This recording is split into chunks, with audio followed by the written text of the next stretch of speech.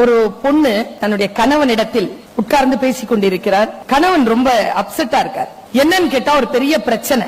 அந்த பிரச்சனையை எப்படி சமாளிக்கிறதுன்னு அந்த கணவனுக்கு தெரியல. அந்த பெண் ஒரு சிறிய காரியம் செய்தாள். அந்த காரியம் செய்ததன் மூலமாக ஒரு மிகப்பெரிய சிக்கலுக்கான தீர்வு அவ சொல்லிட்டா. ஒரு பிரச்சனையை எப்படி பாக்குறது?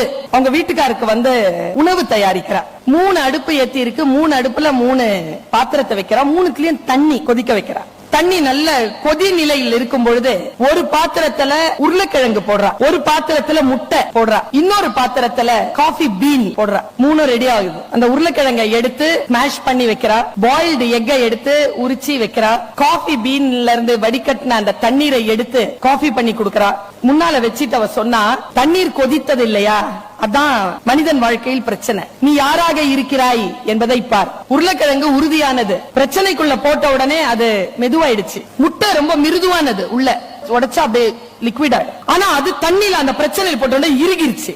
அடுத்தது காஃபி பீனை போட்ட உடனே தண்ணியில அந்த காஃபி பீன் என்ன பண்ணுச்சு, தன்னுடைய ஃப்ரேக்ரன்ஸ் கலந்து அந்த தண்ணீரை ஒரு குடிக்கான ஒரு பானமாக அது மாற்றியது. நீ உருளைக்கிழங்கு போலவோ முட்டை போலவோ இருக்காதே, காஃபி பீனை போல் இரு.